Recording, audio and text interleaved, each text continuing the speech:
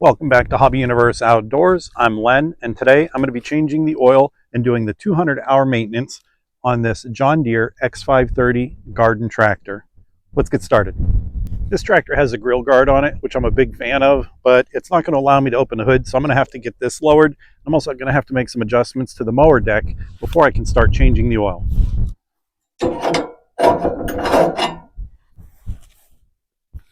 One of the first things the John Deere manual says you need to do before changing the oil is to remove the mower deck. While it's not that big of a deal, I would rather not do that if I don't have to. And what I found is if I rotate these anti-scalping wheels and raise them up into that hole that's at 90 degrees, adjust the deck adjustment height knob all the way down, I'm able to lower the deck far enough where I can get the oil pan underneath the engine but on top of the deck. That way I don't have to remove this thing unnecessarily.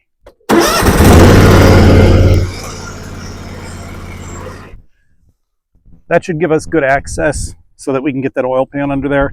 And it's also going to give me better access so I can get some of this stuff cleaned out. So while the manual says you need to remove the deck, and I've chosen not to do that, honestly, if you decided to do that, man, that would be a great opportunity to clean the top of the deck off, get all this grass and other crud out of here, and also inspect your belts and the pulleys and everything else. I don't have time to do that today. I'm actually doing this for a family member. So the goal today is simply to do the 200-hour service and then move on. I ran the tractor for a few minutes before parking it here because I wanted to get the oil warmed up a little bit. It'll flow better if it's warm. Now, you don't want it hot. You certainly wouldn't want to try changing the oil after mowing all day. I think the oil would be a little bit on the warm side.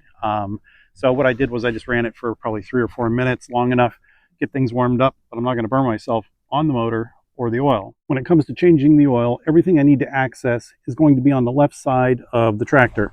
So I've got the oil filter, and then right below that and just off to the right is the cap for the oil drain. So the oil drain plug, I guess you'd call it. And this you should be able to break loose by hand, but if by chance yours is stuck and you can't seem to do that, there is going to be a square hole in the end, and that's where you can insert a socket wrench. Without a socket, just a socket wrench, and that little square end would go inside that hole, and then you should get the leverage you need to break that loose. This one, it came loose real easy, and that's what we're looking for. And when you're done and it's time to put this back in, you certainly don't want to get on there like a gorilla and over tighten that, because that'll just be frustrating down the road.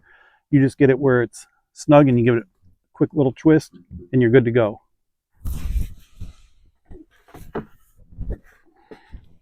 We've got the oil pan under the tractor where it needs to go. Now we're going to remove that plug.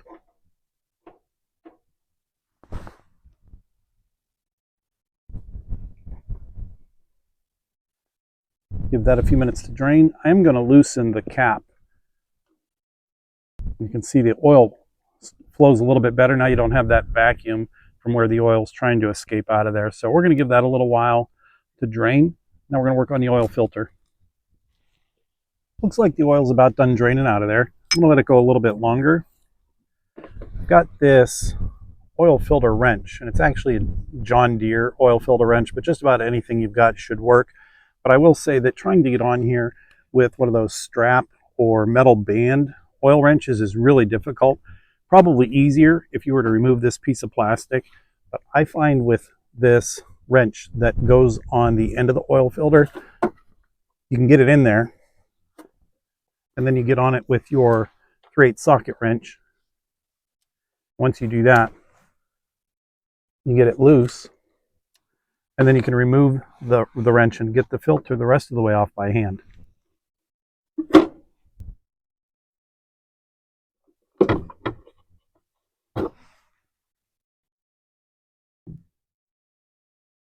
I wiped off the oil plug, made sure there was no dirt or anything on it. We'll put that back into place.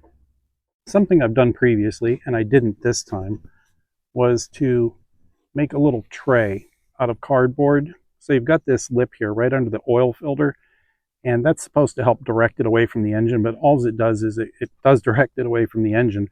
Then it just spills all over the frame, and it just makes a mess. So using a little cardboard shield disposable thing, that's certainly going to help reduce the amount of mess. Then I'm going to take a clean part of my paper towel and clean the surface where the oil filter is going to snug up against. I want to make sure that's nice and clean. This is a new oil filter I'm going to be installing. It is the AM125424. Something else I've always done on these oil filters, any oil filter, even on a car, truck, or whatever, is I take a little bit of oil and I'll apply it to that rubber gasket, and that way once I get it on and get this snugged up, should make it easier to come off next time. And just like that oil plug that I was talking about, when you put this on, you don't need to get on there like a gorilla. You just get it on where it's kind of tight, give it a little twist, and you're going to be fine. Otherwise, you're going to have to fight to get it off next time. And I promise you, that sucks. I've been there, done that. Hand tight is good enough. Get this reinstalled. All you need is hand tight. I'm getting ready to add the oil to the engine, but before I do that, I'm going to take my funnel and I'm going to clean this thing out a little bit. It's been in the shed for a while. I don't know the last time it was used. There's some grass in there, some dust and dirt, some cobwebs, and I certainly don't want to go to all the trouble of changing the oil in my tractor only to have that stuff end up inside the engine into the oil filter. I'm going to give that a quick wipe and then we're going to move on. This is a 2012 X530 and it has the 24 horse Kawasaki iTorque engine. According to the owner's manual, it's going to take 2.2 quarts of oil to fill this. In my experience, it's closer to 2 quarts. I do have some extra just in case, but with the maintenance kit you get directly from John Deere, it's going to include 2 quarts. So I got to believe that's going to be enough. I'll fill it. We'll double check it at the end just to make sure. I believe the difference might have to do with if it was a brand new engine and there wasn't a drop of oil in it, maybe that 0.2 quarts would come into play. But because you're never going to get all of the oil out of an engine during a normal oil change, I think the 2 quarts is going to be enough. One thing I've gotten in the habit of doing over the years of changing oil, whether it be, in a tractor or a truck or anything else, is just one last look to make sure I'm not forgetting anything. Make sure your oil plug is in place, tight, oil filter is on, tight. And the reason I say that is I actually know somebody that was doing an oil change in their car and they were in a hurry and they forgot to put the drain plug back in and they filled their engine with oil only to find that oil all over the garage floor when they were all finished. I want to avoid that. I'm absolutely not perfect. I know I'm going to forget stuff. So this is just me double checking.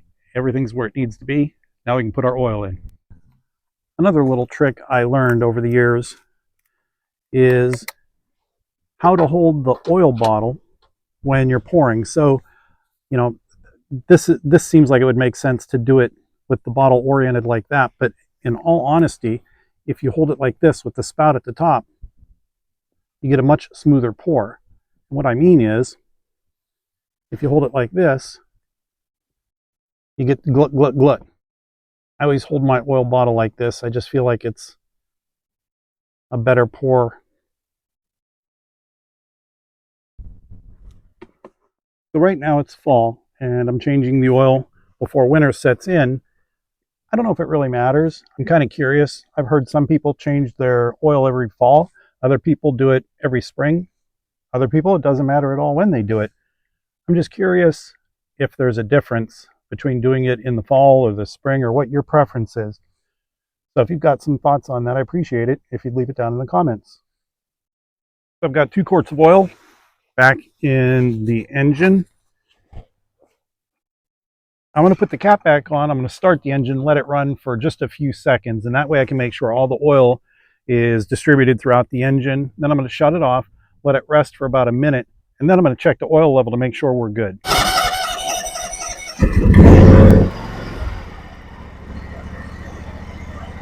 Now we'll let that sit so all the oil can drain back down to the bottom, and we'll check the level. To check the oil, it's going to be similar to just about anything else.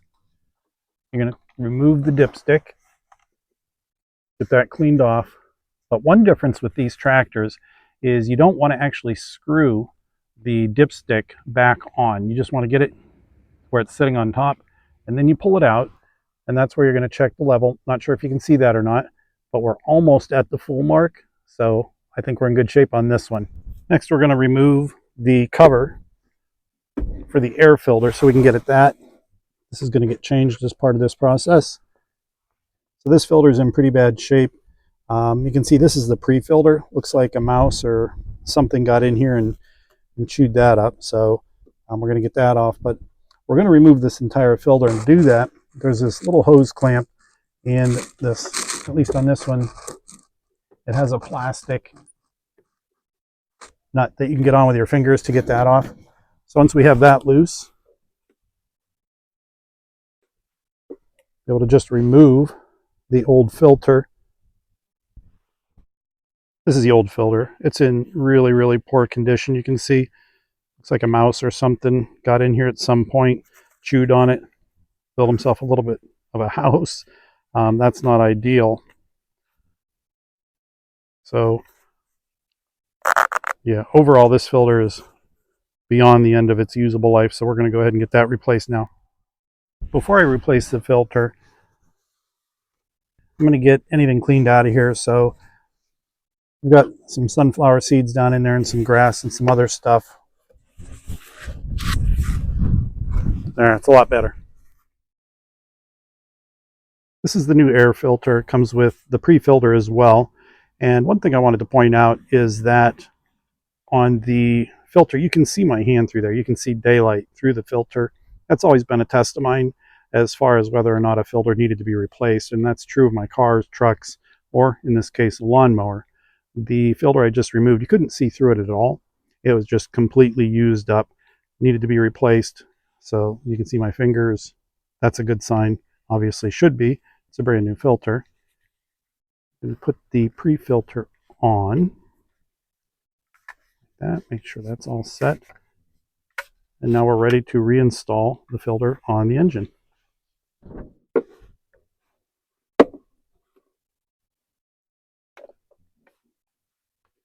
Filter back on. I'm going to tighten that little clip or the hose clamp.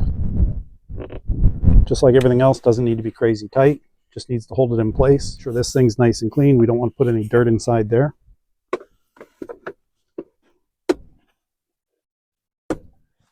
We're done with the air filter. Next, we're going to change out the plugs. First thing we've got to do is remove the boot. Do that, give it a little bit of a twist, and you pull on it. You want to make sure you don't pull on the wire when you're removing the boot. Again, you just give it a little twist, try to get under it, and pull directly on the boot. If you yank on the wire, you could actually pull the wire out of the boot, and that's a bad day. I've done it. It sucks. This is a 13/16 socket. Plug should not be overly tight. That one was not. Once you get it broke loose, it's easier if you just spin your socket, or in this case, my socket extension, by hand. Be a little bit faster. So we've got the plug out, and I always look at the plugs just to see what kind of condition they're in. This plug is actually in very good condition. I'm still going to change it out. It's time, but I'm looking for any kind of burning, pitting, heavy oil buildup. That can be an indication that you've got problems with rings or other internal issues with the engine. Overall, I'm happy with how this plug looks. So now we're going to go ahead and replace it with a brand new one. So the plug we're installing came with the John Deere kit. It's an NGK BPR 4ES 6578. And the plugs that come in the kit are already gapped. Get that installed.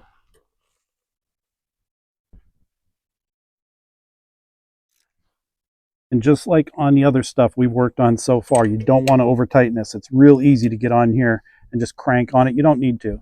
It's got a washer on it that you can kind of feel it crushing down as you tighten it. And then all of a sudden you feel a little bit more resistance. That's good. That's all the tighter we need to be. Make sure you get that boot installed all the way on. We can move on to the other side.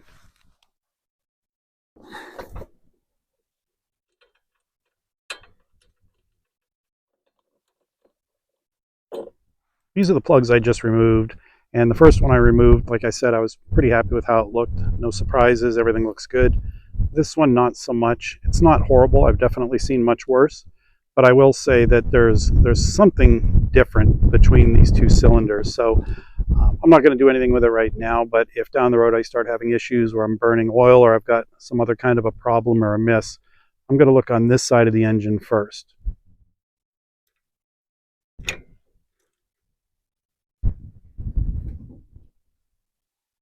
Something else I've gotten in the habit of doing whenever I'm working on a piece of equipment like this is after each step, if it's possible, I like to start the piece of equipment just to make sure it's running the way it should.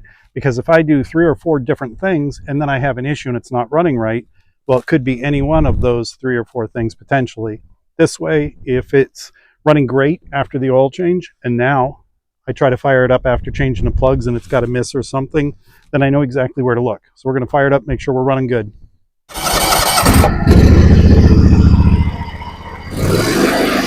As expected, no surprises, thing runs fine. We're going to move on to the last item, which is the fuel filter. Now I'm going to replace the fuel filter, and this is going to be on the right side of the tractor, just in front of the battery. And before I do that, I'm going to tuck this rag in here a little bit, and that way maybe that'll help catch any fuel that spills. There's really no way around it. I'm probably going to have a little bit of fuel dribble out, and I'd rather not have that end up on my grass. You squeeze the little clip, give it a little twist, and then slide it up the hose a little way. Slide it up the hose a little bit so that way it is no longer on the nipple of the fuel filter. I got to do the same thing down here. This one's a little bit tougher to get at, but with needle nose pliers, it's not that big of a deal. This is the new fuel filter, so I'm going to look and see how this one's oriented. I want this one to be oriented the same way. There. A little bit of gas came out as expected. Not a huge deal. I'm going to do the same thing on the lower hose. So I've got it where it's twisting. And I tried to capture the end of that with my finger once it was loose. That way I can direct that fuel onto that rag. Keep it from ending up on my grass. The new fuel filter. Put it on in the same direction. That's firmly seated. Do the same thing on the top. Reattach the little hose clamp, give it a squeeze with the needle nose pliers. Just like that. See if we can get on that bottom one. The bottom one's really tough to get at. Okay, we're in good shape. And just like before, I'm going to start up the tractor, make sure it runs the way it should.